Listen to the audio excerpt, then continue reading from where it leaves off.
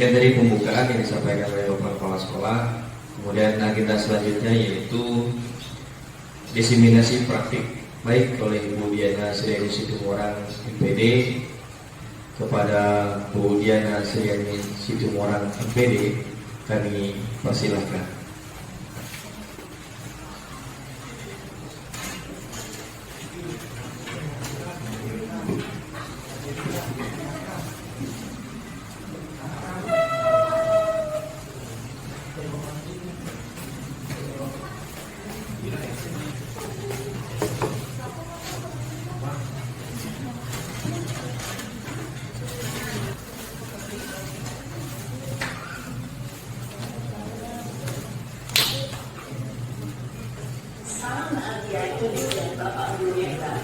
Dalam penerapan disiplin disiplin itu salah satu program yang dikembangkan adalah 5 posisi kontrol.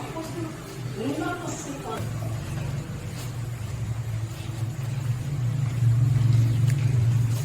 Selamat siang Bapak Ibu semuanya.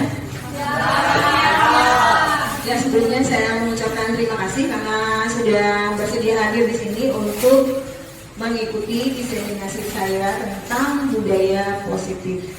Jadi saya di sini bukan bermaksud menggurui ya Bapak Ibu, cuman berbagi sharing materi yang sudah saya dapatkan selama pendidikan guru penggerak selama 2 bulan ini. Jadi ini modul 1 kami sudah selesai.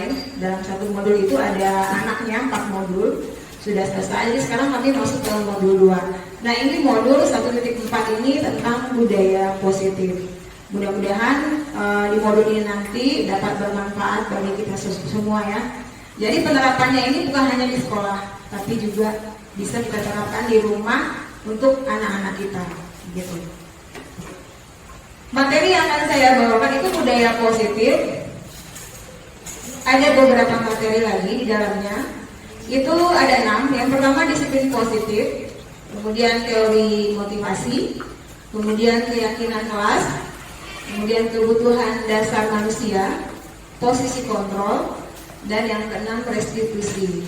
Mungkin Bapak Ibu yang mengerjakan PMM itu sudah familiar ya dengan materi-materi ini. Ya Bapak Ibu. Jadi ini sama dengan materi yang ada di PMM gitu ya. Jadi kalau kita sudah mengerjakan itu ada bayangan seperti apa.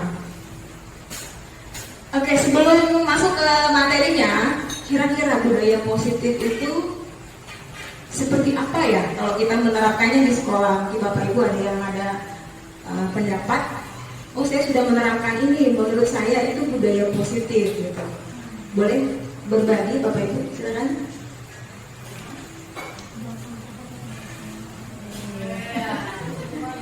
Oke, kurang keras ya, coba ulangi. Baiklah, saya coba menanggapi budaya positif itu banyak sekali sebenarnya. Salah satu diantaranya membuang sampah pada tempatnya. Itu termasuk, kalau menurut saya termasuk budaya positif. Mungkin yang lain bisa menambahkan. Baik, saya menambahkan sesuai dengan yang diarahkan setiap pagi. Itu biasanya kita memberikan pencerahan kepada anak-anak itu tentang 5S: senyum, sapa, santun, salam, sopan dan santun itu. Pokoknya 5S itu. Oke, terima kasih, betul sekali ya. Tepuk tangan dulu ya buat ya, tadi contohnya adalah membuang sampah pada tempatnya. Kemudian budaya 5S diterapkan di sekolah, yaitu bagian dari budaya positif yang sudah kita terapkan. Sebenarnya kita sudah menerapkan, cuma mungkin nanti akan lebih jelas lagi itu seperti apa sebenarnya budaya positif dan mengapa kita harus menerapkannya secara berkesinambungan, konsisten intinya. Jadi bukan hanya sebentar saja gitu ya. Oke, kita akan masuk ke materi yang pertama, itu budaya positifnya. Ya, di sini saya ada pertanyaan pemantik, ada 3. Coba kita lihat sama-sama ya. Yang pertama, hukuman dapat mendisiplinkan anak. Yang kedua, Pemberian hukuman dengan hal positif seperti membaca atau membersihkan halaman sekolah dapat meningkatkan disiplin anak. Kemudian pernyataan yang ketiga, memberi penghargaan dapat meningkatkan motivasi belajar anak. Kira-kira dari 3 pernyataan ini, apakah Bapak Ibu setuju bahwa ketiganya itu dapat meningkatkan disiplin dan motivasi ke anak? Setuju ya? Oke, kita tampung dulu ya. Ini pertanyaan formatifnya. Ini jawaban kita sementara. Ini sebelum kita mengetahui lebih lanjut, itu kita setuju ya bahwa tindakan-tindakan ini, hukuman ini, kemudian penghargaan, kemudian itu ada sanksi ya, kita berikan itu dapat meningkatkan disiplin anak. Nanti kita lihat apakah benar atau tidaknya. Nah, ini ada perubahan paradigma teori kontrol atau teori pilihan. Nah, sebelumnya dari kurikulum 2013 ke kurikulum Merdeka itu memang ada perubahan paradigma. Ada yang tahu mungkin Bapak Ibu yang sudah ada bayangan kira-kira seperti apa sih K13 kemudian dengan kurikulum Merdeka ini paradigma yang berubah itu apa ya? Kalau dulu pembelajaran berpusat pada siapa? Nah, teacher center. Sekarang student center ya. Jadi berpusat kepada peserta didik. Kalau dulu berpusat kepada guru. Jadi semuanya guru ya. Nanti kalau sekarang harus dibalik. Jadi semuanya itu adalah siswa, guru sebagai fasilitator atau among ya, pendamping, pembina gitu. Peran utamanya adalah murid. Jadi di kurikulum Merdeka ini tokoh utamanya adalah murid, murid dan murid. Gitu ya. Jadi kita ini hanya mendorong. Kalau kata Ki Hajar Dewantara adalah Uri Handayani ya. Di depan itu memberikan contoh, di tengah itu memberikan semangat, membangun semangat, di belakang itu mendorong siswa untuk maju, gitu. Nah, kemudian tadi kalau perubahan paradigmanya itu adalah teacher, bukan teacher ya, student center atau pembelajaran yang berpihak kepada peserta didik atau murid. Ya. Jadi pembelajaran itu memang dipusatkan kepada murid. Muridnya mau bagaimana, gurunya harus bisa memfasilitasi itu. Ya. Nah, ini perubahan paradigma tentang teori kontrol atau teori pilihan. Yang pertama, ilusi guru mengontrol murid. Yang kedua, ilusi bahwa kritik dan membuat orang merasa bersalah dapat menguatkan karakter. Yang ketiga, ilusi bahwa semua penguatan positif, efektif dan bermanfaat. Kemudian ilusi bahwa orang dewasa memiliki hak untuk memaksa. Mengapa ada kata ilusi di depannya? Artinya sebenarnya pernyataan ini tuh seperti apa? Berarti ini tidak benar gitu ya. Ilusi ini ada teorinya ya. Jadi ini ilusi itu adalah perasaan kita gitu. Perasaan kita bahwa kita bisa mengontrol si anak. Coba kita ingat-ingat lagi. Kira-kira kita sebagai guru bisa tidak mengontrol anak? Sebenarnya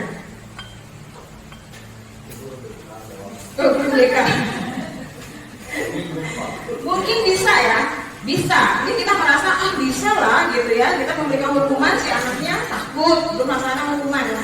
Tapi apakah kita menyadari bahwa ketika kita memberikan hukuman atau sanksi itu efeknya jangka pendek atau jangka panjang?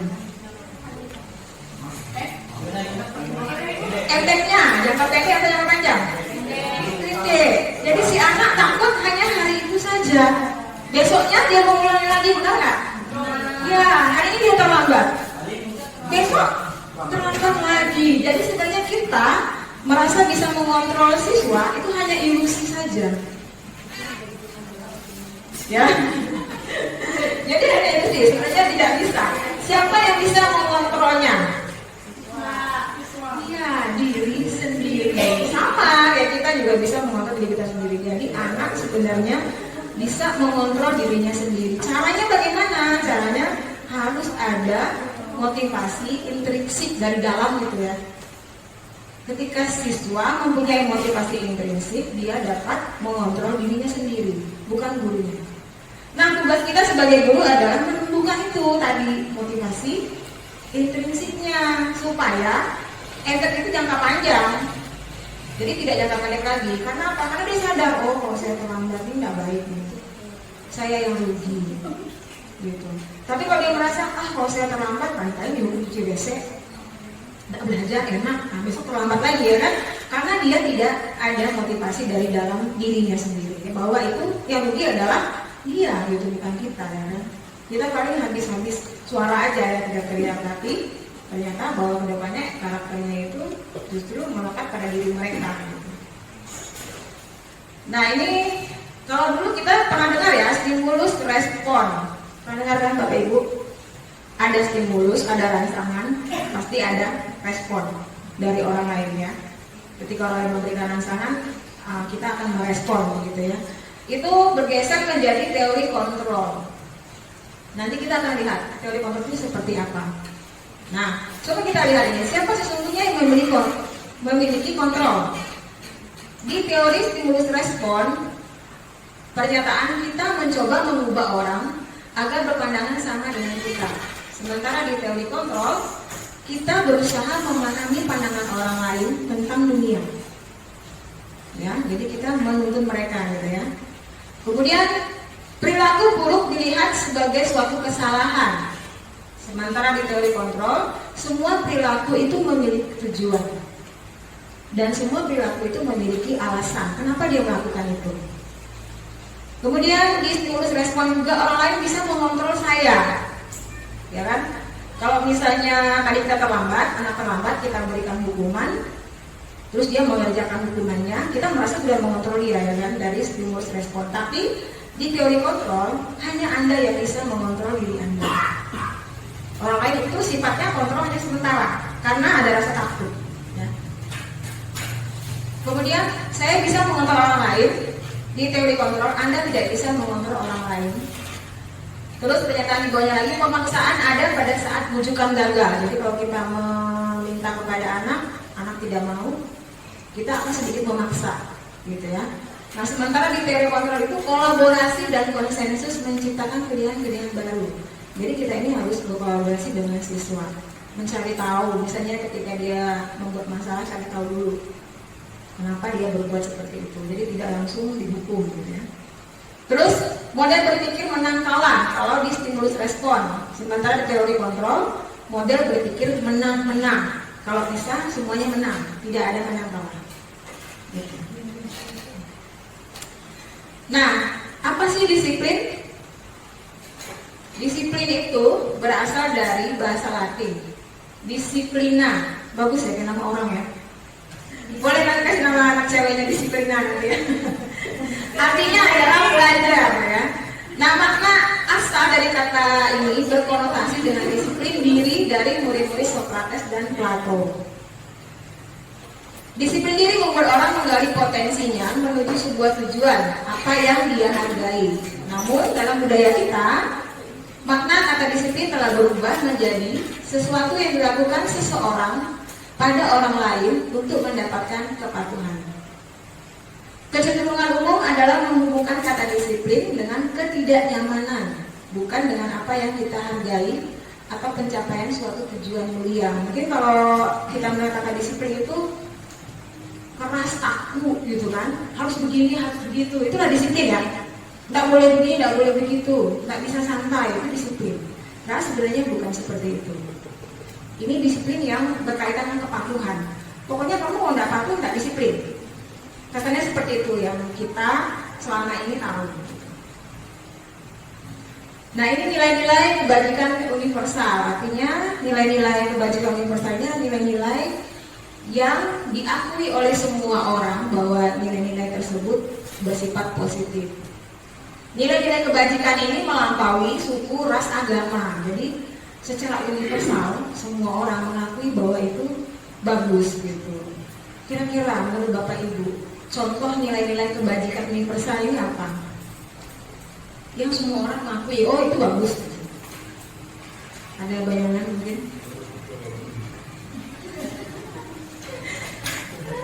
Salah satunya adalah misalnya kejujuran. Apakah semua orang mengakui kalau jujur itu baik? Iya kan? Bukan milik suku tertentu, bukan milik agama tertentu, bukan milik bangsa tertentu, tapi semua orang mengakui bahwa kejujuran itu adalah sesuatu yang bernilai positif. Semua orang mengakuinya. Sopan santun, iya. Terus punya etika, ya sama yang sopan santun tadi ya. Menghormati orang yang lebih tua, ya termasuk juga ya. Jadi itu nilai-nilai kebajikan universal yang nanti akan menjadi dasar ketika kita membuat suatu keyakinan kelas atau kesepakatan kelas. Nah, setiap perilaku perbuatan yang memiliki suatu tujuan. Ini menurut Dr. William Glasser pada teori kontrol. Jadi tadi yang bikin teori kontrol itu adalah Dr. William Glasser ya. Dengan mengaitkan nilai-nilai kebajikan yang diyakini seseorang, maka motivasi intrinsiknya akan terbangun sehingga menggerakkan motivasi dari dalam untuk mencapai tujuan mulia yang diinginkan. Nah ini kalau ini menurut Diane Gossen. Diane Gossen ini sering ya di PMM ada ya, kalau kita nonton video-video itu atau materi-materinya itu pasti ada teori-teori dari Diane Gossen dan Dr. William Glasser ini. Nah ini contoh di bawahnya itu nilai-nilai kebajikan yang ingin dicapai oleh setiap anak Indonesia yang sekarang itu diejawantakan menjadi profil pelajar Pancasila. Itu ada 6 dimensi. Nah itu dia. Yang pertama mandiri, bernalar kritis, berkebinekaan global, bergotong royong dan kreatif. Nah itu nilai-nilai yang ingin kita tanamkan pada murid kita sehingga nanti mereka bisa menjadi manusia yang berkualitas ketika mereka terjun ke masyarakat. Nah ini materi yang kedua itu teori motivasi, hukuman dan penghargaan dan restitusi. Tadi kan ada pertanyaan romantis ya yang mengatakan kalau misalnya kita mau kemana kira-kira mereka bakalan disiplin nggak? Gitu kan? Tadi kita bilang setuju ya. Oke nanti kita lihat. Oke. Setiap perilaku manusia itu memiliki motivasi. Ada 3 motivasi kenapa kita berperilaku. Yang pertama, untuk menghindari ketidaknyamanan atau hukuman. Misalnya si anak datang ke sekolah awal bukan karena dia mau datang mau belajar, tapi karena dia takut dihukum. Jadi dia datang awal gitu ya. Kemudian yang kedua, untuk mendapatkan imbalan dari orang lain atau institusi. Ya, nanti ada pertanyaannya, apa yang akan saya dapatkan apabila saya melakukannya? Artinya si anak ini motivasinya adalah mendapatkan sesuatu. Oh, saya mau juara, saya mau ranking supaya saya dapat hadiah, supaya saya bisa pamer-pamer, mungkin ya. Jadi itu motivasinya sifatnya eksternal dari luar. Karena ada dorongan untuk mendapatkan penghargaan. Sama dengan yang pertama tadi, motivasi eksternal juga, dari luar juga. Karena dia takut dihukum oleh gurunya, maka dia tidak mau terlambat. Nah, motivasi yang ketiga itu untuk menghargai diri sendiri. Inilah yang namanya motivasi intrinsik, motivasi yang dari dalam diri kita. Jadi mau kita dihukum, tidak dihukum, dikasih penghargaan atau tidak, kita enggak peduli, tapi kita mau misalnya datang tepat waktu atau mengerjakan tugas tepat waktu karena memang kita tahu bahwa itu harus kita lakukan dan itu bermanfaat untuk kita. Nah itu namanya motivasi dari dalam diri sendiri ya, motivasi internal gitu. Jadi 2 tadi motivasi eksternal, yang ketiga itu motivasi internal. Itulah tujuan dari disiplin positif yang ingin kita capai gitu ya. Nah ini merdeka menurut Ki Hajar Dewantara. Merdeka itu artinya tidak hanya terlepas dari perintah, akan tetapi juga cakap buat memerintah diri sendiri. Jadi merdeka dalam arti memang kita ini bisa memerintah diri sendiri seperti apa kita berperilaku. Nah ini dia penghargaan ya. Ternyata penghargaan itu sifatnya seperti hukuman loh. Ini saya juga baru mempelajari ini waktu kemarin itu kaget juga, ternyata selama ini kita salah kalau kita memberikan penghargaan kepada murid atau kepada anak kita sendiri. Kenapa? Nah di situ ada ya.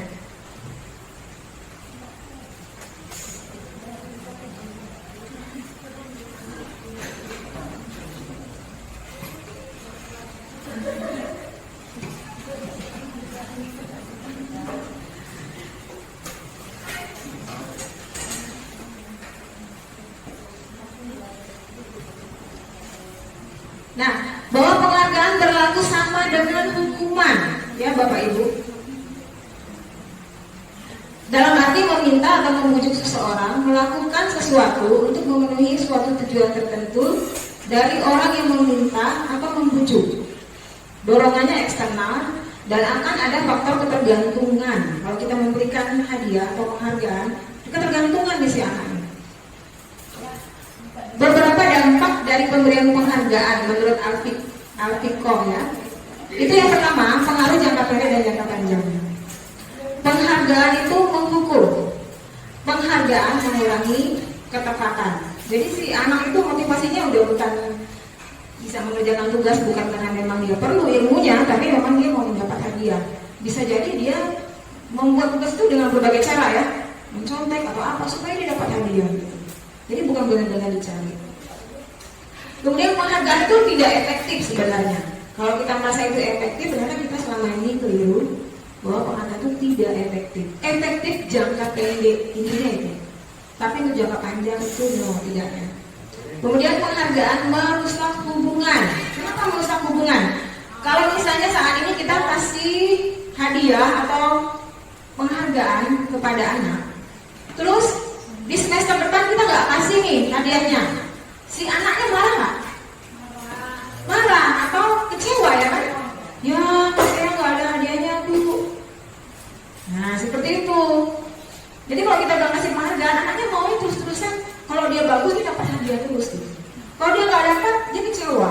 Terus dia merasa males ah. Jadi artinya itu motivasi anak itu dari luar, dari eksternal karena faktor hadiah tadi, penghargaan atau hadiah. Kemudian penghargaan menurunkan kualitas tadi ya, kualitas si siswa ketika mengerjakan tugas itu menurun. Bisa jadi dia bukan bekerja atas karya dia, bisa jadi dia mencontek atau segala macam gitu, karena motivasinya itu mendapatkan hadiah. Kemudian penghargaan mematikan kreativitas. Jadi terbatas gitu loh, karena tadi itu bukan karena dia perlu, ingin tahu, atau dia dengan kritisnya dia ingin belajar, tapi melulu hanya untuk penghargaan. Jadi dia kayak kreativitasnya itu nggak berkembang. Terus penghargaan mengurangi motivasi intrinsik. Udah pasti tidak ada motivasi intrinsik dia dari dalam dirinya, bukan karena dia pengen tahu, pengen belajar, tapi memang mau dapat duit lah, mau dapat hadiah lah gitu ya. Nah selama ini mungkin kita keliru ya mengartikan penghargaan itu bisa memotivasi anak. Motivasinya iya, tapi motivasinya itu dari luar. Nah bagaimana sih kita mengapresiasi anak? Misalnya siswa itu berlaku baik gitu kan, bagaimana? Masa nggak boleh kasih penghargaan? Masa nggak boleh kasih hadiah gitu? Nah kita cukup memberikan apresiasi seperti ini ya. Pengakuan atau apresiasi kita caranya beri pengakuan secara khusus kepada si anaknya secara personal. Kemudian beri pengakuan secara pribadi langsung. Kemudian beri pengakuan kepada semua murid bergantian ya, kepada murid. Kan setiap anak itu pasti ada kelebihan ya. Jadi kita jangan hanya patokan sama anak yang pintar, yang rajin, yang baik. Kita puji-puji gitu kan, tapi anak-anak yang menurut kita mungkin dia terlihat berperilaku kurang baik, kita carilah sisi baiknya, kemudian kita beri pengakuan kepada dia ya. Dengan cara seperti itu kita dapat membangun rasa percaya dirinya anak gitu. Dia bisa berubah, oh ternyata saya dipuji loh sama guru, wah saya mau jadi lebih baik lah. Kan kita intinya tadi ingin membangun motivasi intrinsik dari dalam diri si anak dengan cara kita menyentuh hatinya gitu ya. Menyentuh hati anak supaya dia termotivasi dari dalam. Kemudian fokus pada proses. Kadang-kadang kita kan kalau mengukur hasil gitu ya, nilai, nilainya 0, nilainya 20, berarti anaknya ketuntang-panting misalnya mengerjakan. Nah kita harus menghargai prosesnya, tidak melulu di hasilnya. Mungkin memang segitulah kemampuan dia. Nah itulah tugas kita, harus memberikan motivasi. Oh kamu udah bagus, udah berusaha. Terima kasih ya, kamu sudah berusaha. Nanti belajar lebih giat lagi ya, seperti itu. Tidak kita jatuhkan, gimana sih kamu nih nilainya hanya 20? Ibu udah berbuih-buih menjelaskan, gitu kan? Nah si anak malah merasa tidak terbangun gitu motivasinya. Kemudian ini contoh pengakuan apresiasi kebajikan. Misalnya ini ada kalimat nih. Kemarin saya perhatikan rasa empatimu besar sekali pada saat menolong murid baru di kelas kita. Jadi hal-hal kecil ini bisa membangun motivasi anak. Kemudian kalimat kedua, saya menghargai kepedulianmu pada saat kamu membantu teman-temanmu di tugas kelompok. Tantangannya memang kita tugas kelompok ya, kadang-kadang ada anak yang mau bekerja, ada yang tidak gitu kan. Biasanya anak yang lagi nih ngomel-ngomel gitu, Bu, sini yang mau kerja Bu, saya sendiri kerja. Nah kita berikanlah pujian, makasih ya kamu sudah mau bekerja di kelompokmu. Coba kamu komunikasikan yang baik dengan teman-temanmu, bagaimana caranya supaya kalian bekerja sama gitu ya. Jadi jangan gurunya ngomporin, masa sih gitu, siapa tuh namanya? Malah misalnya, waduh panggil marah-marah gitu enggak. Jadi kita harus mendekati si anak dengan kalimat-kalimat yang positif. Jadi tidak menjudge atau menghakimi si anak. Kemudian kalimat yang ketiga, terima kasih untuk rasa tanggung jawabmu pada saat kamu memungut kertas-kertas yang berserakan di lantai. Jadi apapun hal positif yang dilakukan anak, kita berikan apresiasi. Walaupun itu hal kecil menurut kita. Oke, coba kita lihat di sini ya. Ada hukuman, ada konsekuensi. Nanti kita akan lihat bedanya. Beda loh, hukuman dan konsekuensi itu berbeda. Jadi ini ada kalimat, coba. Mencatat 100 kali dalam buku kalimat, saya tidak akan terlambat lagi karena terlambat ke sekolah. Kira-kira menurut Bapak Ibu ini hukuman atau konsekuensi? Oke, kita coba dulu hukuman, nanti kita lihat ya. Kemudian yang kedua, lari mengelilingi lapangan basket 2 kali karena terlambat adik di sekolah, hukuman atau konsekuensi? Hukuman. Ketiga, murid diminta untuk push up 15 kali karena tidak menggunakan masker ke sekolah. Hukuman. Kemudian, menggantikan kertas tugas teman yang telah dicoret-coret. Oke, kita catat dulu ya. Kemudian membersihkan tumpahan air di meja tulis karena tersenggol pada saat belajar. Oke, konsekuensi. Murid disuruh untuk tidak mengenakan sepatu seharian di sekolah karena tidak mengenakan sepatu hitam. Oke, ada 2 ya. Ada hukuman dan konsekuensi. Terakhir, lari mengelilingi lapangan basket 2 kali karena terlambat 10 menit untuk pelajaran TCK. Hukuman, yakin kita lihat ya. Nah,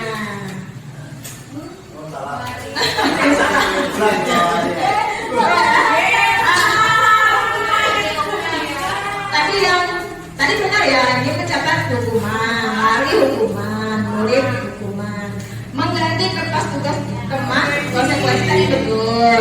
Kemudian membersihkan tumpahan air betul, konsekuensi. Murid disuruh mengenakan sepatu, hukuman. Tapi yang terakhir tadi itu hukuman ya jawabannya. Ternyata lari mengelilingi lapangan basket 2 kali itu konsekuensi. Kenapa?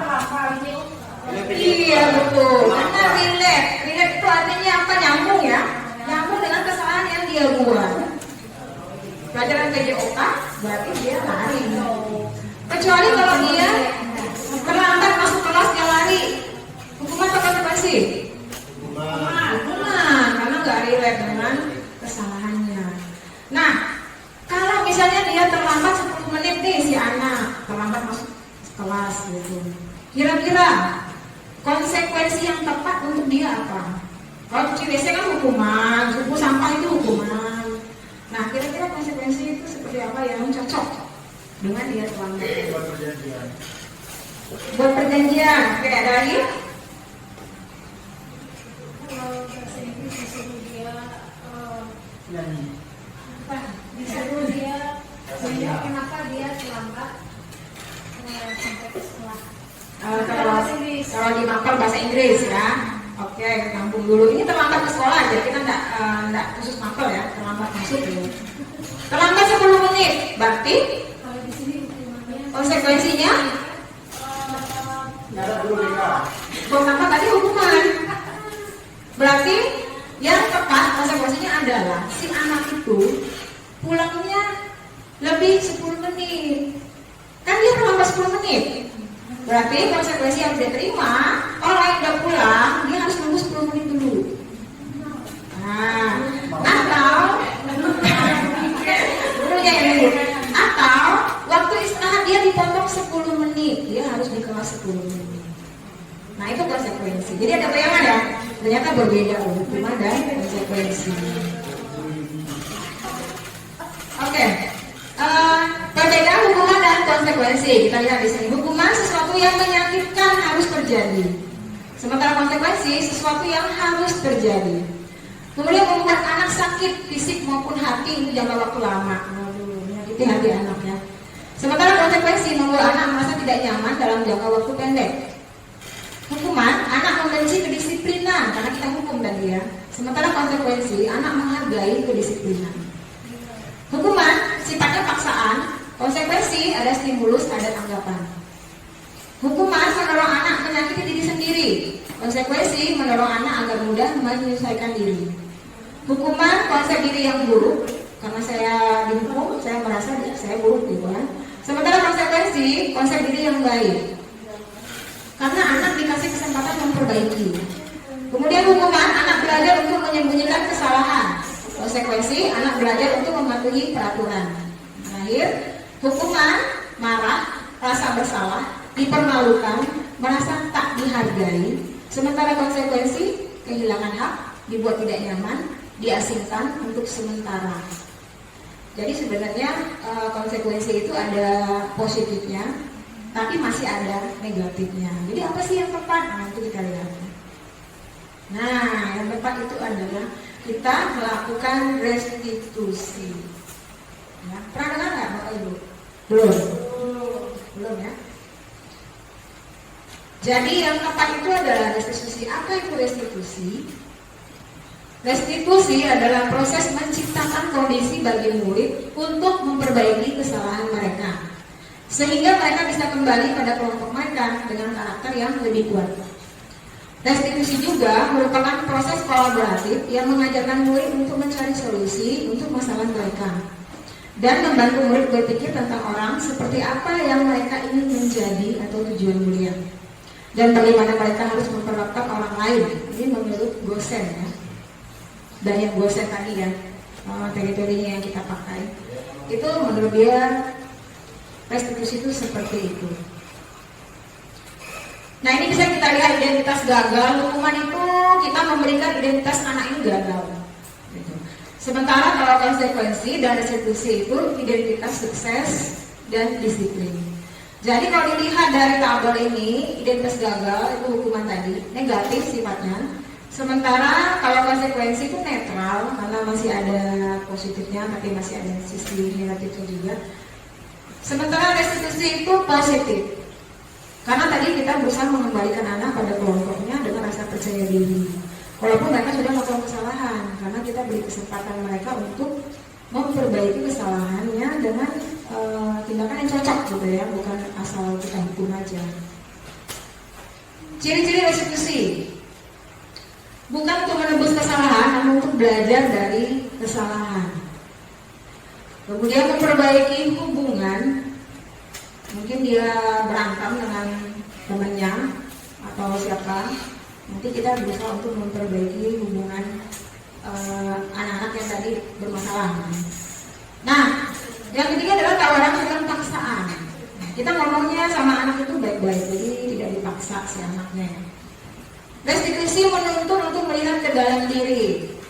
Restitusi mencari kebutuhan dasar yang mendasari tindakan. Restitusi diri adalah cara yang paling baik. Restitusi fokus pada karakter bukan tindakan. Restitusi fokus pada solusi. Restitusi mengembalikan murid yang berbuat salah pada kelompoknya. Nah, kita mau ke keyakinan kelas ya, materi berikutnya. Oke, mungkin Bapak Ibu ada yang sudah pernah berkeyakinan kelas? Di kelas? Ada yang sudah? Kesepakatan kelas? Ada ya, ada yang sudah pernah ya buat di dalam kelasnya. Nah, mengapa tidak peraturan saja? Mengapa harus keyakinan kelas? Apa bedanya keyakinan kelas dan peraturan kelas?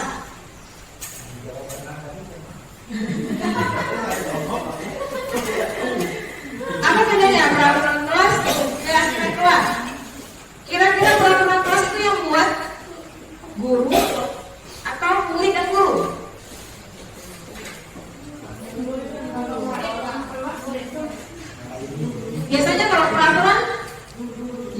kita yang buatnya tanpa kesepakatan dengan anak. Sementara keyakinan kelas atau kesepakatan kelas namanya juga kesepakatan. Berarti kita yang buat bersama-sama dengan murid. Gitu ya. Nah, coba kita lihat contohnya. Mengapa kita memiliki peraturan harus menggunakan helm bila mengendarai kendaraan roda 2? Apa tujuan peraturan itu? Biar tak razia. Supaya aman. Iya, supaya aman. Nah, kalau si pengendara tadi hanya takut ada polisi atau kena razia, berarti dia pakai helm ketika dia razia aja. Tapi kalau dia punya motivasi intrinsik, oh ini demi keselamatan saya, dimanapun, kapanpun, pasti pakai ya. Itu bedanya peraturan dan keyakinan. Kalau dia tak yakin, dia tak punya nilai-nilai dalam dirinya yang dia menurut dia itu, oh ternyata ini benar, ternyata ini salah.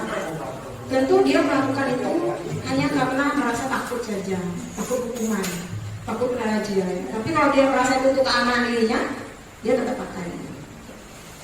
Sama dengan ini, mengapa kita memiliki peraturan 3M menggunakan masker, mencuci tangan dan menjaga jarak 1,5 meter itu pada zaman kita COVID?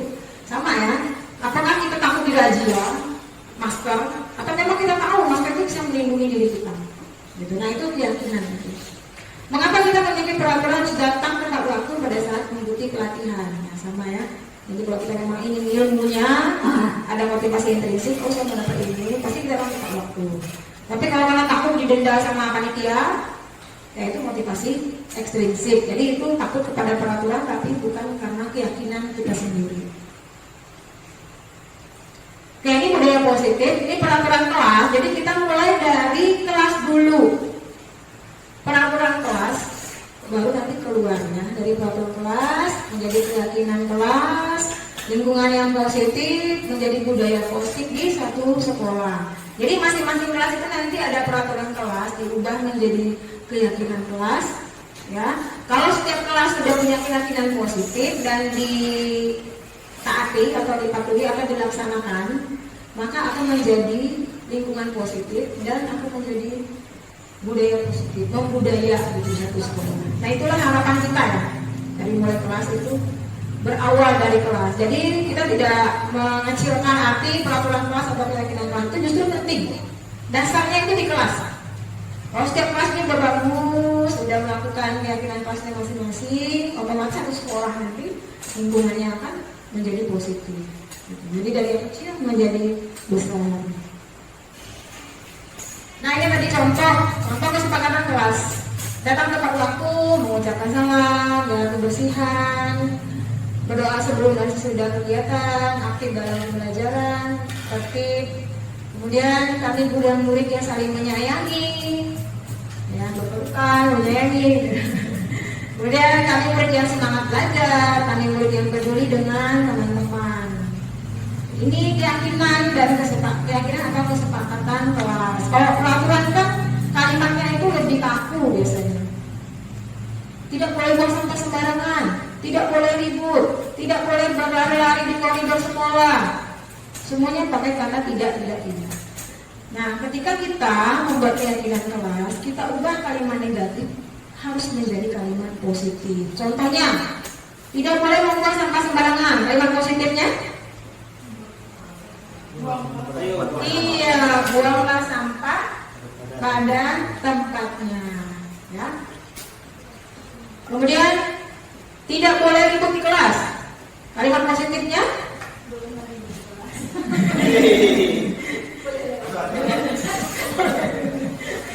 Kalimat positifnya adalah menjaga kenyamanan dan keamanan kelas, gitu ya. Jadi diubah menjadi kalimat positif.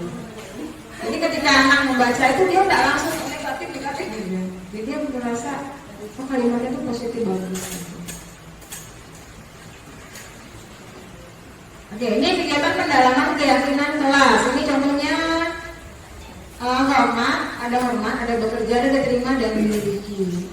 Jadi kalau hormat itu kami meyakini bahwa sangat penting untuk menghormati semua orang dan barang milik orang lain. Itu bisa dibuat menjadi satu keyakinan kelas itu tentang hormat menghormati.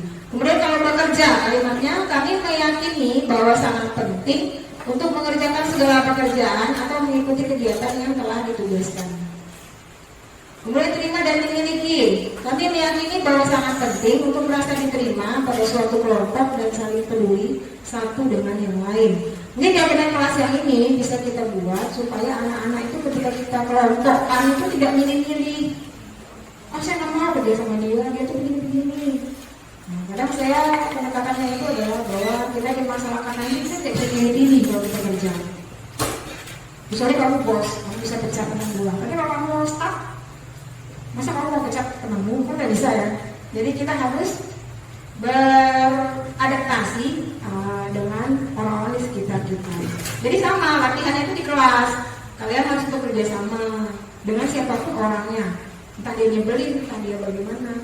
Tapi kamu tetap harus sama-sama gitu ya. Belajar untuk bertengkar rasa, bertoleransi, saling menghargai dengan teman. Oke, ini ada tabel Y dan tabel T. Seperti apa? Kita lihat ya. Nah, kalau hormat itu terdengarnya, kalimatnya yang biasa diucapkan.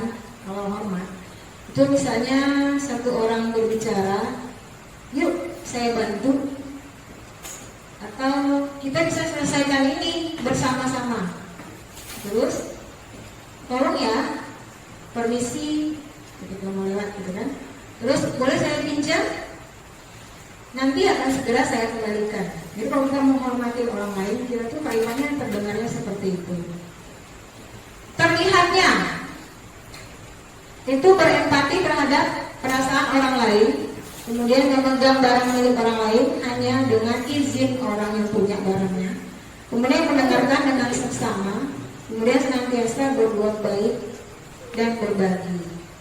Nah, kalau dari tingkah laku atau perilaku itu rasa hormat itu terlihat, tersenyum ramah, memberikan salam hormat, berjabat tangan, kemudian memberikan ruang bekerja, kemudian postur tubuh yang tenang. Nah, gitu ya. Kalau yang perilaku hormat itu terdengar, terlihat, berperilaku seperti tadi yang sudah saya ucapkan. Nah, kalau tabel T itu hormat itu seperti ini, tampak seperti, sebelahnya tidak tampak seperti. Kalau tampak seperti berarti datang tepat waktu, menyapa teman dan guru setiap hari, mengembalikan barang teman yang telah dipinjam, dan mengucapkan terima kasih dan seterusnya. Tidak tampak seperti berarti perilakunya negatif, tidak tampak seperti hormat, gitu ya. Sering hadir terlambat, tak acuh kepada teman dan guru, tidak mengembalikan barang yang telah dipinjam, dan meletakkan sembarangan. Nah, kalau bekerja tampak seperti tekun bekerja dan menyimak guru, kemudian menyerahkan tugas tepat waktu. Sementara di kolom tidak tampak seperti itu, tidak mendengarkan guru dan acuh tak acuh, kemudian tugas tidak diberikan. Oke, coba kita lihat lagi. Ada peraturan, ada keyakinan. Kita ubah ya kalimat peraturannya menjadi keyakinan. Coba-coba ya. Kira-kira keyakinannya berhubungan dengan apa? Selalu kembalikan buku ke tempatnya. Masuk apa? Menghormati, menghargai. Apa? Kira-kira Bapak Ibu? Keyakinan kelasnya apa? Menghormati, menghargai. Menghargai itu ya. Terus yang kedua, dilarang mengganggu orang lain. Oke, menghormati. Kemudian hadir di sekolah 15 menit sebelum pembelajaran dimulai. Menghargai. Kemudian dilarang melakukan kekerasan. Menghargai. Dilarang menggunakan narkoba. Berhubungan dengan apa? Kesehatan, ya? Kesehatan. Bergantian atau menunggu giliran. Menghormati juga, kemudian termasuk apa? Kalau antri kita harus sabar ya. Gunakan masker. Menghargai juga, kemudian masuk ke kesehatan. Jangan berlari di kelas atau koridor. Menghargai. Nah, ada menghormati. Selalu memberikan buku ke tempatnya, berarti nilainya atau keyakinannya adalah bertanggung jawab. Ya, titik sekolah 15 menit. Menghormati dan berkomitmen. Dilarang menggunakan kekerasan. Menghormati dan keselamatan. Dilarang menggunakan narkoba. Pergantian atau penunggu giliran. Yang tadi ya, betul ya. Menghormati dan kesabaran. Gunakan masker. Kesehatan, keselamatan. Jangan berlari di kelas atau koridor. Keselamatan, keamanan. Sekarang kita masuk ke kebutuhan dasar manusia. Tadi di depan saya sudah bilang, kalau orang atau siswa berperilaku itu pasti ada alasannya. Ada kebutuhannya yang tidak terpenuhi, sama seperti kita. Kalau kita tidak terpenuhi, maka kita akan bertingkah gitu ya. Kalau dibilang nanti bertingkah benar. Padahal kalau kita lihat lagi, kenapa dia bertingkah? Pasti ada sesuatu, pasti ada alasannya. Nah, kenapa? Karena ada kebutuhannya yang tidak terpenuhi. Apa sih kebutuhan dasar manusia? Ini dia. Kasih sayang. Langsung ke kasih sayang. Butuh kasih sayang ya. Nah, ini kebutuhan dasar manusia ada berapa? Ada 5. Sebenarnya kebutuhan itu banyak, tapi kan ini dasar. Nah, yang pertama itu adalah bertahan hidup. Makan, sandang, pangan, papan, ya kan? Bertahan hidup. Kemudian yang kedua adalah kasih sayang. Yang kedua kasih sayang. Karena kita tidak bertahan hidup, gimana mau dapat kasih sayang? Ya kan? Harus bertahan hidup dulu. Jadi kebutuhan akan kasih sayang dan rasa diterima. Jadi ketika si anak kadang-kadang bertingkah, mungkin dia kurang kasih sayang di rumahnya. Mungkin. Nah, kemudian perasaan. Ini adalah perasaan contohnya ketika si anak misalnya ingin menjadi ketua kelas.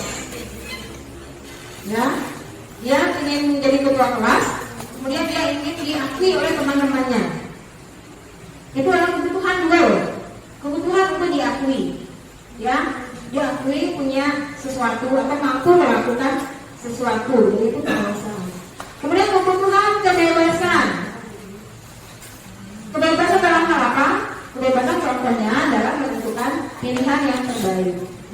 Misalnya kita bilang gini, misalnya si anak nggak mau mengerjakan tugas, tanya, kenapa kamu nggak mau mengerjakan tugas? Malas bu, capek bu, nulis bu.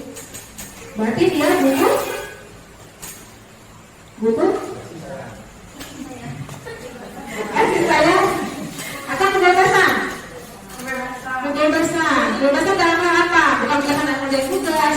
Kebebasan adalah memilih tugasnya. Makanya di Kumbar ini kita disuruhnya atau dianjurkannya membuat tugas itu bervariasi. Jadi si anak itu boleh mengumpulkan tugas dalam bentuk yang dia suka. Misalnya kamu suka buat video, boleh kamu buat video. Kamu buat puisi, boleh. Kamu mau buat tanpa PPT, boleh gitu. Jadi si anak itu berkarya sesuai dengan minatnya. Saya mau bikin poster aja tuh, boleh. Gitu ya. Nah, itu kebebasan memilih. Kan kita tadi apa? Capek bu, nulis bu. Mungkin dia mau buat video, mungkin dia mau menggambar. Gitu. Nah, itu kita harus wadahi gitu ya. Kita harus bisa mengakomodir keinginan anak-anak atau minat anak-anak. Gitu. Oke, kemudian kelima adalah kesenangan. Contohnya apa di kelas yang bisa kita lakukan untuk memenuhi kebutuhan kesenangan murid? Pasti Bapak Ibu pernah memberikan itu. Iya, betul. Kita melakukan ice breaking. Dia main game, tapi ada pelajarannya ya. Jadi kalau kita berikan ice breaking atau games, itu kita ada, terus kita kasih tahu, oh ini tujuannya loh, oh ini berarti fokus loh, oh ini kamu biar kompak. Jadi ada nilainya gitu ya. Jadi tidak asal main saja, gitu. Tapi kita kasih tahu. Gitu. Jadi mereka tahu kan tujuannya. Nah itu tadi, itu mengenai kesenangan. Kadang-kadang anak ini bosan bu, capek bu, gitu. Apa ngantuk bu, ayo yuk kita berdiri yuk, kita nyanyi sama-sama misalnya. Atau misalnya kita ice breaking, kan ice breaking banyak macamnya. Seru-seru, anak-anak pasti suka kalau dibuat ice breaking. Nah itu cara kita memenuhi kebutuhan dia akan kesenangan. Tapi kalau masih sayang, kita berikan pujian. Nah kebetulan dia akan kasih sayang itu bisa seperti itu. Jadi semua perilaku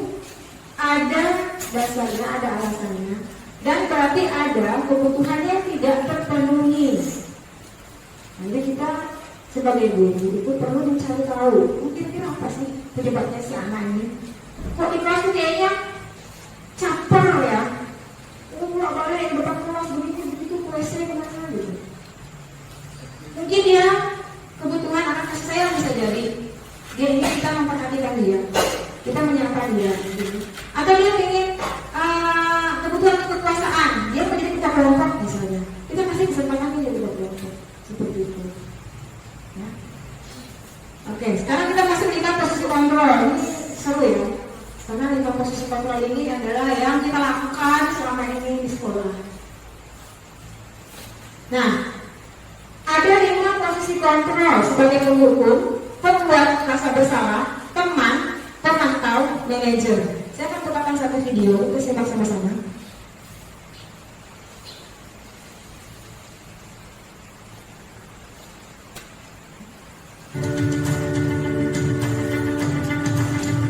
Nah, ini posisi pertama, pembuat rasa bersalah.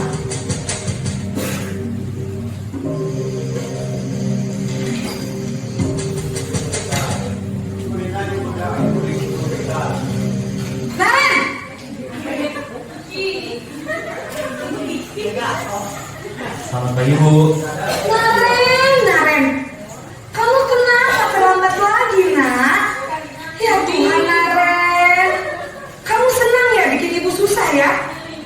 Kalau kamu terlambat lagi, nanti ibu yang ditegur bapak kepala sekolah nak. Disangka ibu tidak bisa membina kamu. Duh, gimana ini? Maaf Bu. Duh Gusti Naren, kamu suka ya kalau ibu ditegur bapak kepala sekolah? Terus, sekarang ibu harus tulis apa ini di buku absen? Ini kamu sudah sering terlambat loh. Ibu harus apa coba? Maaf Bu. Maaf sekali. Ya sudah, lain kali jangan bikin ibu susah lagi ya nak ya.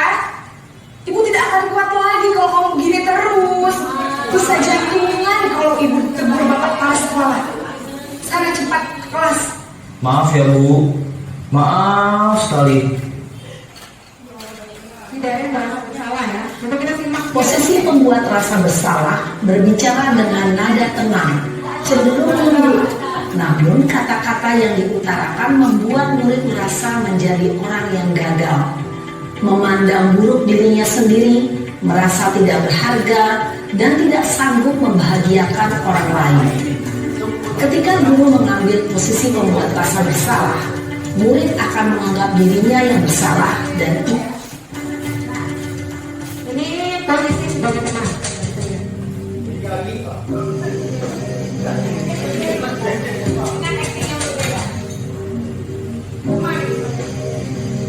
Naren!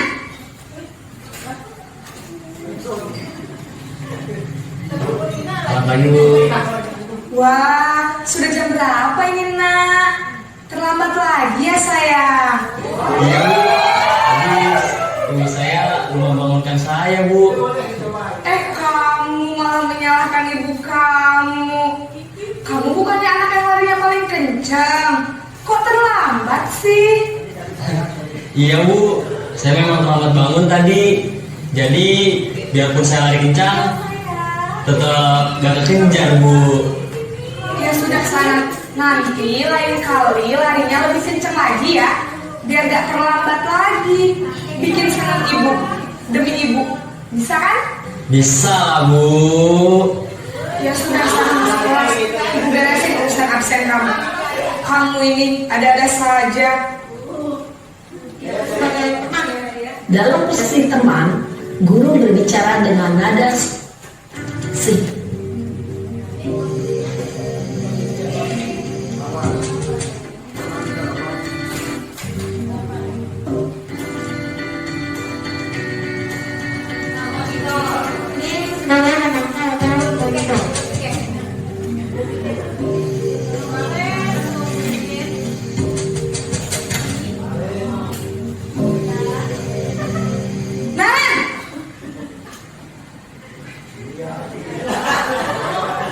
Selamat pagi Bu.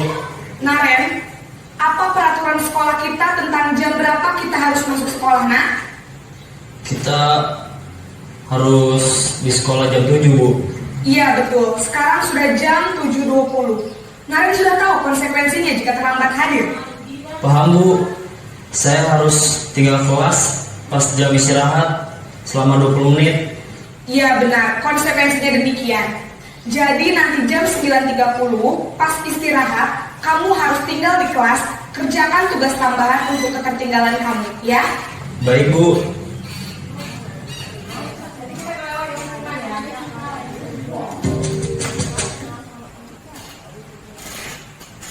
Keliling lapangan basket. Gagap. Selamat pagi, Bu.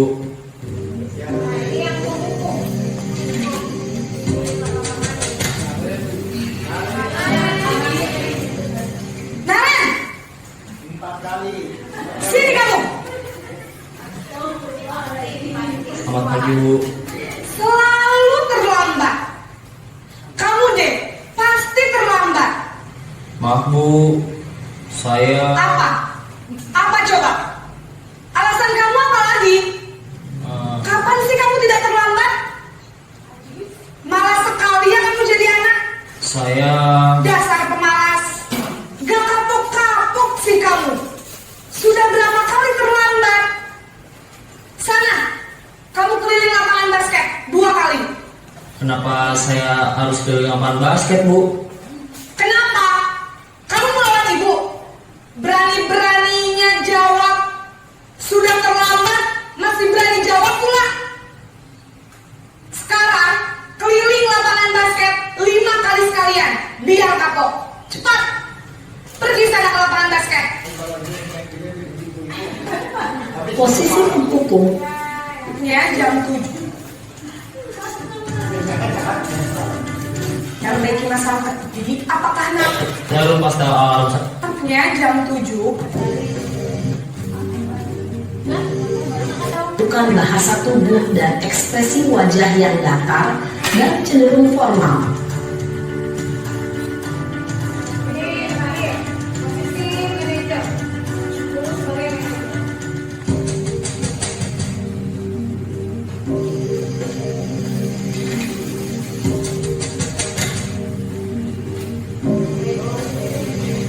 Naren!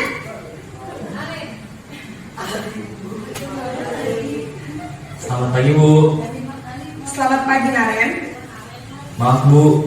Saya terlambat. Iya, sekolah masuknya jam 7, sekarang sudah jam 7.20. Jadi sekarang bagaimana ini, Naren? Maaf, Bu. Saya lupa setelah alarm saya semalam. Baiklah, menurut kamu, keyakinan sekolah yang mana yang perlu kamu tingkatkan? Menghargai diri sendiri dan orang lain mungkin, ya, Bu.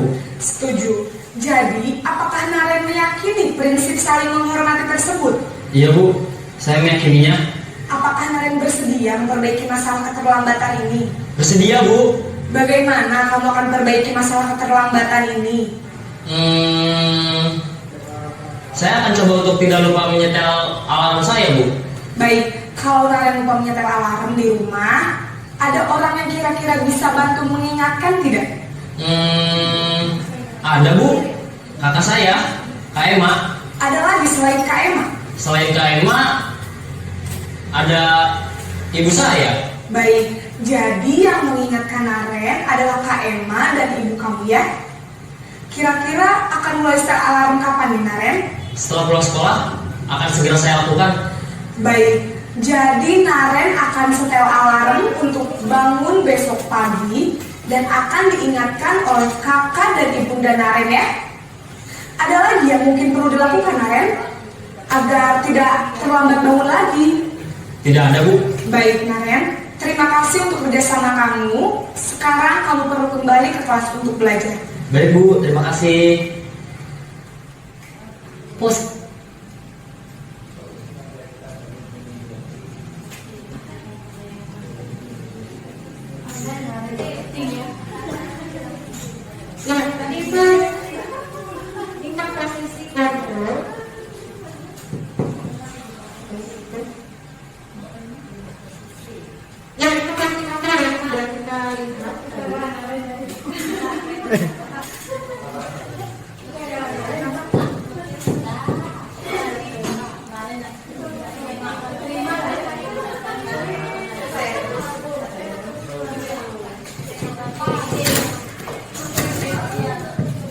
tes serius. Ya tadi sudah kita saksikan ya contoh 5 posisi kontrol. Yang pertama tadi penghukum, kemudian merasa bersalah, teman, pemantau, manajer. Kira-kira Bapak Ibu pernah di posisi apa? Coba Pak Doni mungkin. Pak Doni pernah di posisi apa? Manajer. Ya, bagus sekali, keren. Ya. Pak Hero pernah di posisi apa Pak Hero? Pemantau. Tetap dengan gayanya Pak Hero ya, pemantau. Oke, kalau coba ibu-ibu mungkin, nah Ibu Kiki di posisi apa?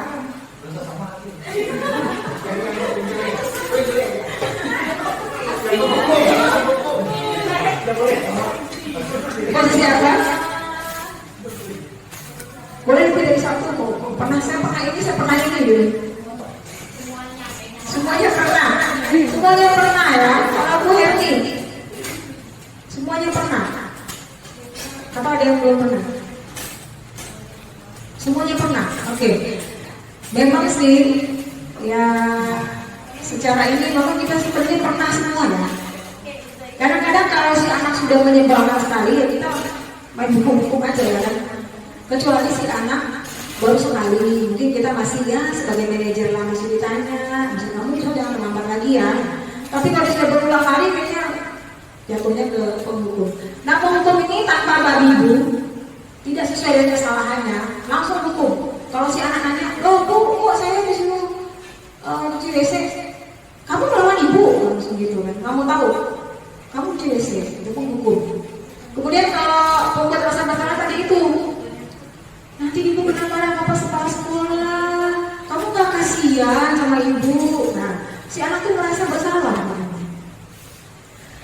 Kemudian sebagai teman, kalau sebagai teman, udah, yang gitu lagi ya. Kalau sebagai teman ini si anak akan merasa ada backingan lah istilahnya. Ya. Sekali waktu kita nggak sebagai teman, dia akan marah, dia kecewa. Oh bapak gitu sih, kok ibu gitu sih. Nah, gitu ya. Kemudian pemantau yang tadi Pak Hero. Pemantau itu dia punya data-data. Kamu sudah terlambat 5 kali, kamu tahu nggak peraturannya begini. Dia punya data. Dia pemantau itu punya apa ya? Suka apa ya? Bermain dengan data gitu. Kamu sudah 3 kali terlambat lah. Gini. Nah, posisi ideal yang diinginkan kita sebagai guru itu posisi terakhir sebagai manajer. Itu posisi idealnya yang sebenarnya diinginkan oleh tujuan pendidikan ini kita sebagai guru lakukan. Ya. Seperti apa sih posisi manajer tadi? Tadi kan dia udah menanyakan keyakinan ya. Kamu ingat nggak kesepakatan kelas kita? Apa yang kamu langgar? Yang tadi dia bilang tidak menghargai ya, tidak menghargai orang lain atau apa tadi? Tidak menghargai diri sendiri. Nah, itulah cara manajer itu menanyakan kembali keyakinan yang dia punya. Untuk apa? Menumbuhkan motivasi intrinsik. Jadi dia tahu kalau dia terlambat itu bukan karena peraturan yang dia terlambat, tapi karena memang dia meyakini bahwa sebagai pelajar dia harus tepat waktu seperti itu. Ini juga posisi kontrol ya, kita semua pernah di posisinya. Jadi sekarang kita merasa karena sudah tahu ini, oh saya mau belajar jadi menempatkan saya sebagai posisi manajer latihan. Nanti jadi manajer beneran di perusahaan. Nah, ini ada pernyataan. Coba. Pernyataan pertama, saya kecewa sekali dengan kamu. Ini posisi kontrol apa? Coba ingat tadi. Apa? Pilihannya itu menghukum, membuat rasa bersalah, teman, membuat rasa bersalah. Oke, kamu tidak pernah benar melakukannya. Menghukum, oke. Ayolah, kamu lakukan ini ibu bapak, teman. Oke, apakah kamu mau mendapatkan stiker bintang hari ini? Manajer, kita lihat nanti ya. Terus, bagaimana kamu bisa menyelesaikan masalah ini? Manajer, kamu selalu yang paling terakhir. Membuat rasa bersalah, kita lihat. Nah, membuat merasa bersalah. Saya kecewa sekali sama kamu, ya kan? Jadi membuat orang tuh merasa bersalah. Kamu tidak pernah benar, tunggu. Ayolah, itu kan teman ya. Nah, apakah kamu mau mendapatkan stiker bintang? Itu memantau. Terus bagaimana kamu bisa menyelesaikan? Itu manajer. Kamu selalu yang paling akhir adalah pembuku. Nah, jadi kita, kalau kita sekarang di posisi pemantau, seperti Pak Nara tadi, kita harus bergerak di antara pemantau menuju ke manajer. Pemantau masih oke lah. Ya, karena kan proses. Jadi pemantau menuju ke manajer. Kalau selama ini kita ada di posisi penghukum, nanti kita naik gitu ya. Atau bisa aja kita sekarang mau di posisi langsung ke manajer. Posisi ideal yang kita inginkan. Oke, ini sebenarnya terakhir ya, segitiga restitusi ya tadi ya. Segitiga restitusi itu ada 3 langkah yang harus kita lakukan dalam melakukan restitusi. Yang pertama itu menstabilkan identitas. Kalimatnya seperti apa? Kalimatnya seperti ini. Setiap orang pasti pernah melakukan kesalahan. Jadi ketika si anak melakukan kesalahan, kita stabilkan dulu dianya, supaya dia tidak merasa ketakutan. Karena kalau anak takut atau merasa bersalah, dia mestinya lebih galak ya. Karena dia kan mempertahankan diri kan, lebih galak dia gitu kan. Jadi kita stabilkan dulu ya identitasnya ya. Kemudian kalimat lainnya, kamu bukan satu-satunya yang pernah melakukan ini. Ibu juga pernah salah, gitu ya. Kita kan membantu dia untuk dia menemukan dirinya lagi setelah dia berbuat salah. Setelah kita menstabilkan identitasnya, baru kita validasi kesalahannya. Kamu tahu nggak apa yang kamu lakukan itu benar atau salah? Nah, kita validasi dulu bahwa itu salah, tapi kita nggak bilang kamu tuh salah. Nggak bisa gitu. Dia tanya baik-baik. Menurut kamu apa yang kamu lakukan itu benar atau salah? Salah bu, dia bilang. Iya. Bagus, kamu sudah mengetahui kamu salah. Semua orang juga bisa salah. Kan kita bilang gitu ya, supaya dia tenang gitu ya. Tapi kita harus berusaha untuk mencari kesalahan, kemudian harus memperbaiki kesalahan yang sudah kita buat, gitu kan? Karena kita punya nilai-nilai, gitu. Seperti itu kalau misalnya kita mencoba untuk membangun komunikasi supaya si anak juga mau terbuka. Nah terakhir itu apa? Menanyakan keyakinan yang tadi ya, di posisi manajer kan ada di terakhir. Kira-kira kesalahan kamu ini menurut kamu melanggar keyakinan yang mana? Kita pernah berkeyakinan kelas kan? Misalnya gitu. Iya bu. Nah menurut kamu yang mana yang sudah kamu langgar? Tidak menghargai orang lain bu, misalnya gitu kan. Baru kita kasih dia berpikir bagaimana solusinya. Jadi segitiga restitusi itu bukan kita yang mencari solusi, tapi si anaknya mencari solusi atas permasalahan yang sudah dia buat. Nah menurut kamu gimana dong menyelesaikannya? Coba kamu pikirkan gimana jalan keluarnya. Nanti dia mikir. Nah kita tuh hanya membimbing dia. Dia mikir, dia mengingat keyakinan yang dia punya, kemudian dia memikirkan solusinya sesuai dengan keyakinan itu. Kita hanya mendorong dia, memberikan pertanyaan, membimbing dia untuk menemukan solusi yang terbaik. Jadi itu segitiga restitusi tadi. Ya, kalau di posisi kontrol itu di posisi sebagai manajer. Ini kan tadi ya contohnya ya, contoh kalimatnya, menstabilkan identitas nih. Berubah salah itu adalah manusiawi, tidak ada manusia yang sempurna. Bapak Ibu juga pernah salah. Kita pasti bisa menyelesaikan permasalahan ini. Kemudian Bapak Ibu tidak tertarik mencari benar atau salah. Tapi kalau menggunakan diri kamu sendiri terus, apakah kamu bersikap baik pada dirimu sendiri? Nah, itu kalimat-kalimat yang bisa kita berikan pada saat kita menstabilkan identitas anak. Itu tujuannya adalah untuk membuat anak yang merasa gagal karena berbuat salah menjadi positif terhadap dirinya. Lalu langkah kedua adalah validasi kebutuhan. Jadi di sini kita membantu murid mengenali basic need atau kebutuhan dasar yang ingin dipenuhinya.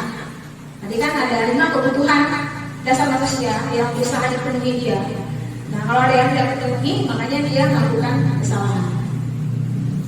Pada dasarnya setiap tindakan manusia tujuannya adalah memenuhi kebutuhan.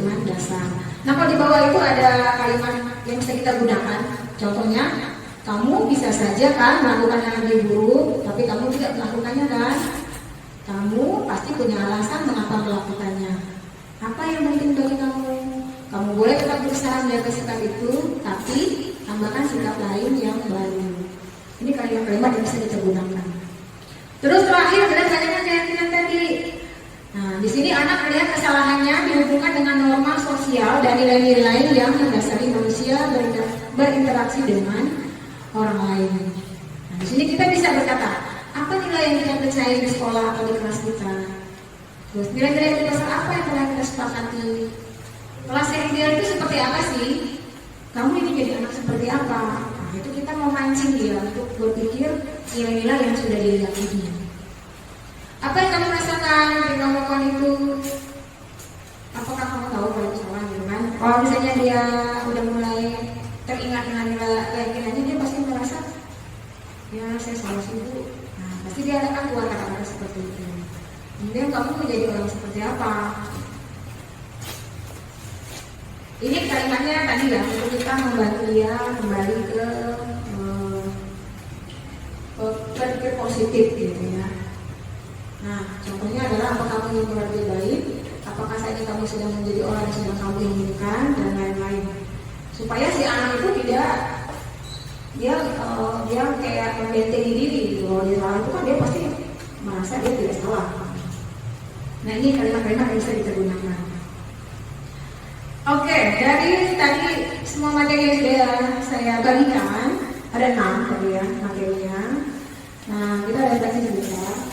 Kira-kira hal baru apa yang mengubah paradigma saya yang saya dapatkan dari materi hari ini? Jadi Bapak Ibu boleh berbagi sedikit. Kira-kira apa sih hal baru yang didapatkan nih?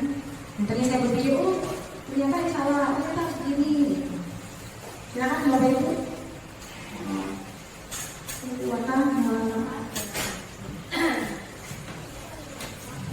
Terima kasih. Mewakili itu kandungan artinya.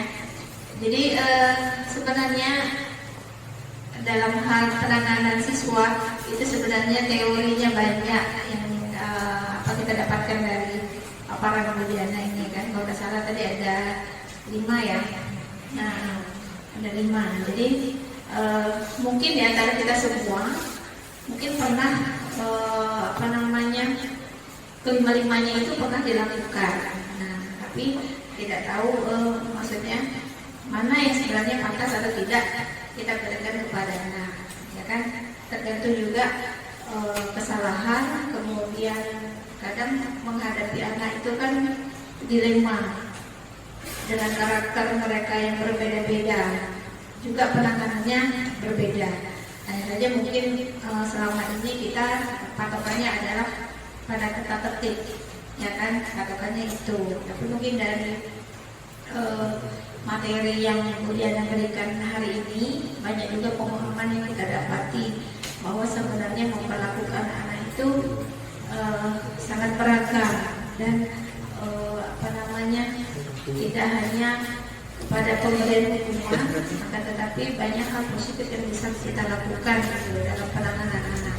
Yang jelas kita harus tahu karakter anak itu seperti apa. Jadi tidak boleh sama menghadapi anak dengan masalah mereka yang berbeda. Dan satu hal lagi, bahwa sebenarnya dari permasalahan anak itu berawal dari latar belakang mereka, biasanya di luar, di rumah, ya kan. Ada itu diantaranya ya kebutuhan dasarnya mungkin tidak didapatkan, ya kan. Makanya mereka imbasnya ke sekolah. Nah, mungkin ya mewakili dengan teman-teman semua juga, sebenarnya materi ini sangat membantu, ya kan. Lagian kita juga nih dengan karakter Bapak Ibu guru yang berbeda, mungkin menangani anak dengan caranya masing-masing kan. Nah, tetapi kalau misalkan sudah tahu teorinya seperti itu, mungkin bisa kita belajar penerapannya, oh yang baik ini seperti apa, yang positif ini seperti apa untuk memperlakukan anak. Baik, itu saja, terima kasih. Terima kasih Bu Sari. Kita langsung yang kedua ya, perasaan apa yang muncul selama mengikuti sesi ini? khususnya mengenai makna disiplin dan motivasi intrinsik. Oke, silakan. Bapak-bapak mungkin ada yang mau.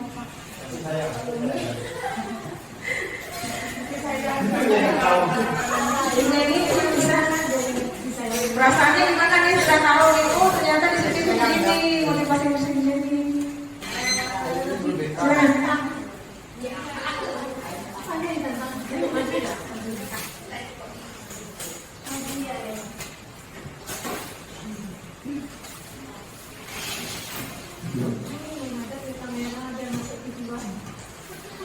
Nah, baiklah, perasaan apa yang muncul selama mengikuti sesi ini? Setelah mengikuti dari awal, dari penjelasan Ibu Diana, kayaknya saya merasa senang sekali. Karena di sini banyak ilmu yang dapat saya pelajari, dapat saya ketahui, ya. Kemudian saya merasa tertantang, ya, tertantang untuk mungkin lebih mengenali anak seperti itu. Sehingga pembelajaran yang kita lakukan ke depannya itu mungkin lebih baik. Mungkin hanya itu saja. Terima kasih.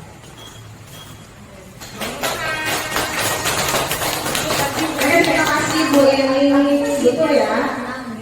Betul, kalau tantangannya adalah kita mengenal anak. Ini kita mengajar banyak. Kalau guru SD kan beda ya. Kalau guru SD kan satu kelas terus gitu. Tantangan kita kalau kita ngajar 9 kelas, berarti ada 200 lebih anak yang harus kita tahu satu. Itulah tantangan. Oke, mungkin satu orang lagi ya. Saya ingin tahu nih perasaannya apa yang muncul setelah mengikuti sesi ini. Mungkin Ibu Eni.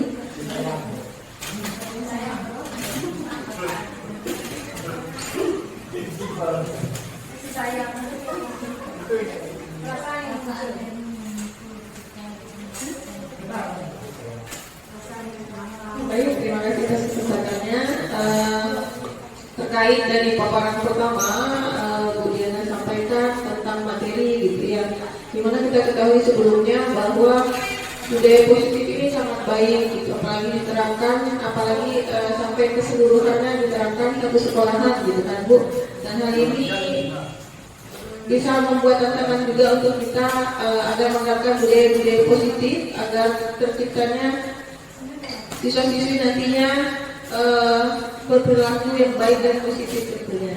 Dan mungkin kita juga bisa memperbaiki dari pola bagaimana pendekatan terhadap anak yang seharusnya kita lakukan apa, kemudian nanti mungkin bisa lebih diperbaiki lebih baik lagi dengan adanya materi ini tadi.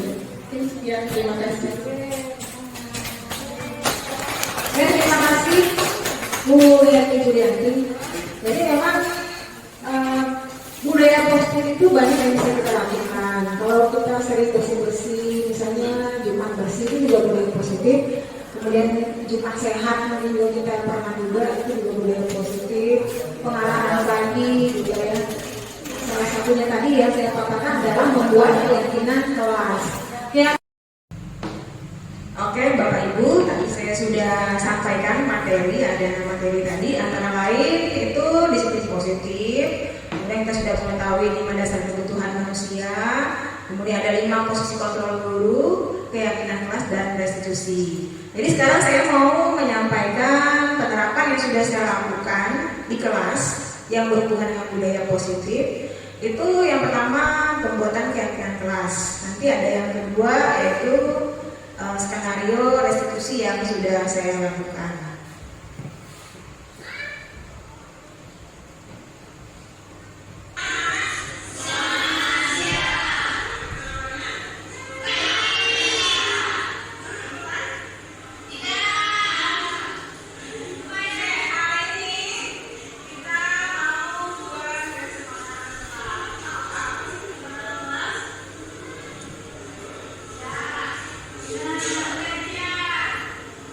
Jadi di sini saya pertama kali itu memberikan pemahaman tentang apa sih keyakinan kelas itu kepada siswa kelas 12 IPA.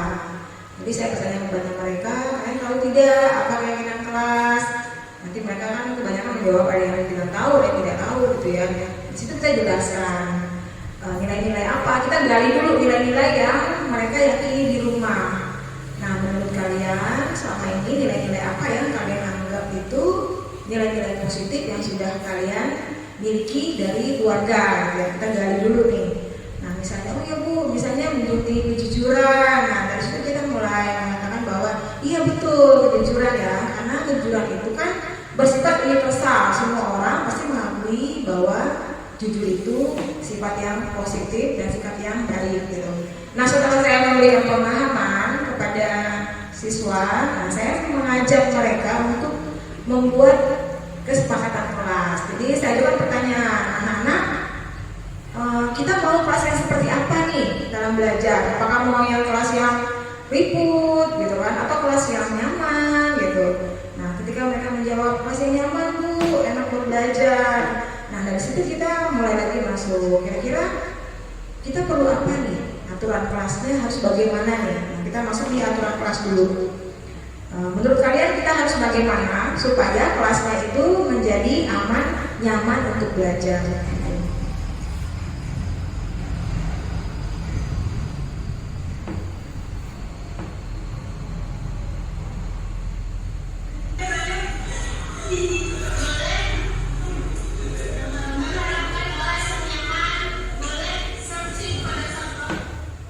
Nah di sini setiap anak itu saya berikan post-it, satu orang satu, dan mereka menuliskan satu keinginannya yang supaya mewujudkan kelas yang nyaman tadi.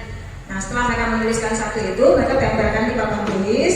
Saya sediakan satu kertas manila, mereka menempelkannya satu demi satu. Setelah itu nanti dibaca bersama-sama gitu ya.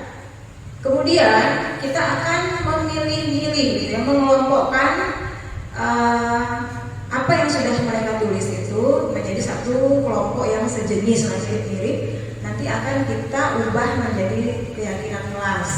Nah di sini anak-anaknya tadi sedang membaca, kemudian mereka mengelompokkan.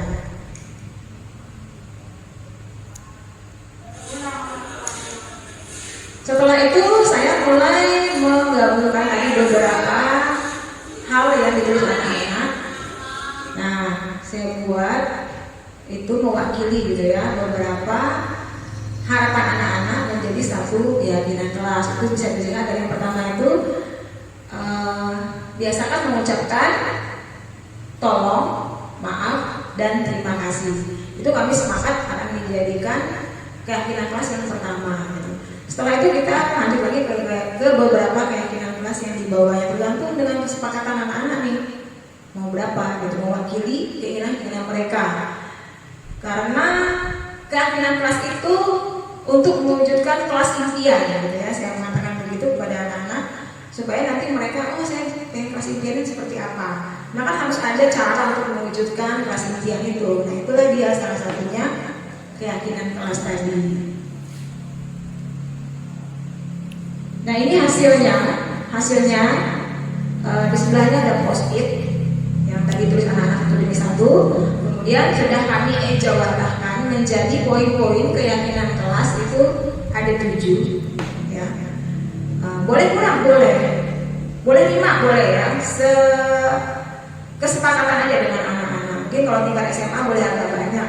Kalau SD SMP jangan terlalu banyak supaya mereka tidak lupa. Jadi kalau SMA mungkin karena sudah mereka cukup dewasa boleh lebih dari 5 gitu ya. Nah ini beberapa keyakinan kelas yang sudah kami buat. Nah setelah itu saya memberikan kertas manila yang baru. Jadi anak-anak itu menulis di kertas manila keyakinan kelas tadi. Kemudian mereka menghiasnya. Saya bilang oke silahkan dihias. Keyakinan kelas itu dibuatlah semenarik mungkin gitu ya.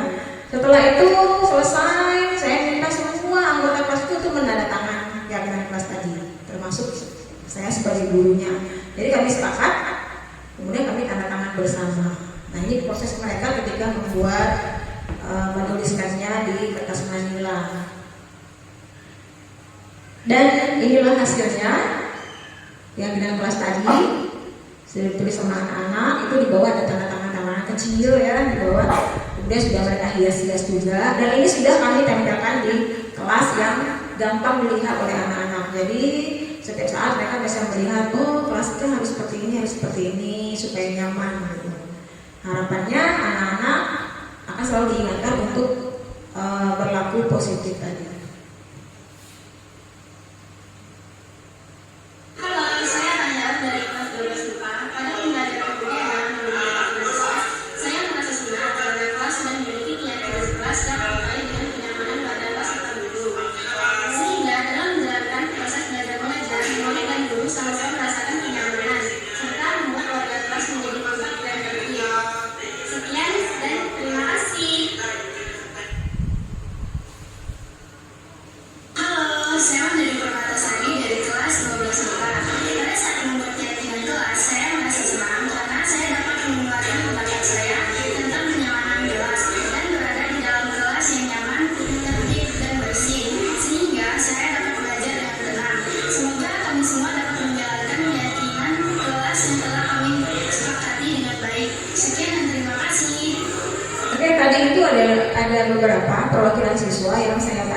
responnya seperti apa atau perasaannya bagaimana ketika kami membuat keyakinan kelas tadi. Apakah mereka merasa bisa terpaksa, tertekan, atau senang, atau bersemangat gitu ya.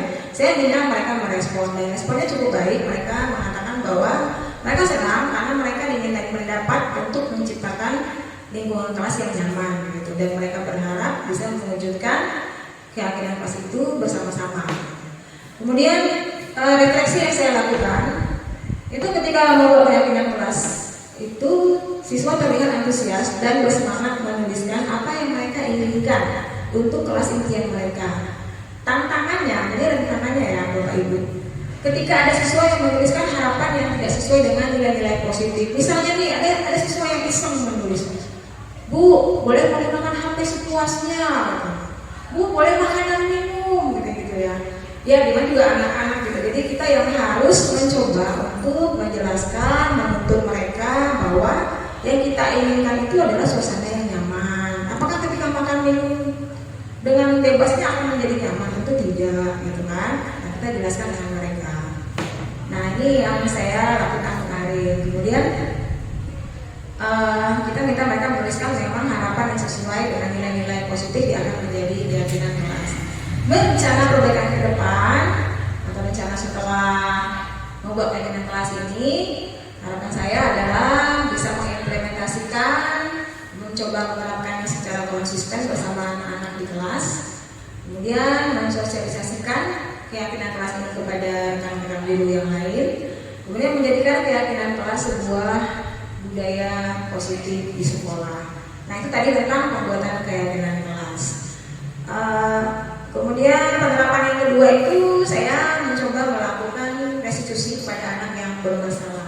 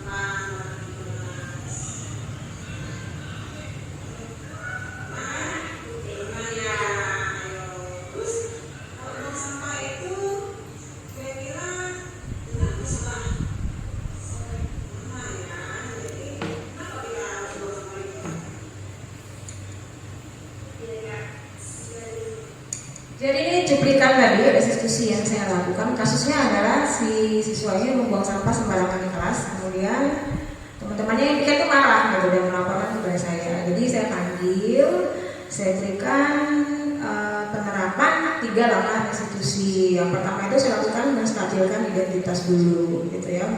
Pertanyaan kepada anak memastikan bahwa dia memang melakukan hal tersebut. Kemudian setelah saya menstabilkan identitasnya bahwa ya setiap orang bisa salah seperti itu ya, saya juga pernah salah sebagai guru, terus kita harus memperbaiki kesalahan. Kemudian saya melakukan validasi kesalahan tadi. Jadi saya tanya kepada anaknya, menurut kamu apa yang kamu lakukan itu benar atau salah? Nah, ketika dia mengatakan salah Bu, berarti kan dia sudah tahu bahwa itu salah gitu. Setelah itu saya lanjut lagi menanyakan keyakinan sebagai langkah ketiga restitusi. Di situ saya menanyakan, kamu ingat nggak kesepakatan yang kita lakukan atau yang telah kita buat di kelas? Kesepakatan mana yang menurut kamu melanggar gitu? Nah, kesepakatannya adalah menjaga kebersihan kelas. Gitu. Kemudian dari situ kita tuntun anak untuk memecahkan masalahnya sendiri. Jadi dia yang harus mencari solusinya. Nah, kita bisa juga pertanyaan, kira-kira menurut kamu apa yang harus kita lakukan? Apa yang harus kamu lakukan untuk memperbaiki kesalahanmu? Nah, si anak akan berpikir. Nah, dia bilang, di kasus ini dia bilang, pertama saya minta maaf Bu, karena telah membuang sampah atau melanggar peraturan kelas. Kedua, saya berjanji akan membuang sampah pada tempatnya, jadi tidak buang sampah lagi sembarangan gitu ya. Nah, itu cara kita menuntun si anak untuk memecahkan masalah tidak memberikan dia solusi, tapi kita menuntun dia melakukan solusi untuk dirinya sendiri. Nah, jadi ini tadi 2 penerapan yang sudah saya lakukan dari modul yang saya pelajari, itu keyakinan kelas dan restitusi. Itu Bapak Ibu. Oke, mungkin ada yang mau ditanyakan Bapak Ibu? Barangkali masih ada yang bingung. Kalau bisa saya jawab, saya jawab. Kalau nggak bisa, saya tanya dulu ke instruktur saya gitu ya. Apakah sudah cukup ada ini ya, terinspirasi gitu Bapak Ibu? Sudah Bu. Oh, lumayan ya. Iya Bu. Mudah-mudahan terinspirasi. Baiklah. Oh, terima kasih Bu Eni. Semoga bisa menerapkannya di kelas. Ya, karena kan ini memang tujuan kita untuk membudayakan disiplin positif tadi ya, menjadi suatu budaya positif di sekolah. Baiklah, Bapak Ibu, kalau tidak ada pertanyaan, saya rasa apa yang saya sampaikan hari ini itu sudah selesai dari materi sampai penerapannya. Saya berharap semoga apa yang saya sampaikan tadi itu dapat bermanfaat bagi kita semua, bukan cuma Bapak Ibu tapi khususnya saya juga, kita semua di sekolah ini, untuk mewujudkan tujuan pendidikan atau perubahan yang lebih baik gitu ya, kedepannya bisa melakukan perubahan karena kita semua ini adalah agen perubahan. Jadi demikian Bapak Ibu, saya ucapkan terima kasih karena sudah bersedia untuk mengikuti diseminasi ini dan berperan aktif selama sesi-sesi dan materi-materi yang sudah saya berikan. Saya ucapkan terima kasih banyak. Mohon maaf kalau ada salah-salah kata. Selamat siang dan terima kasih. Selamat siang.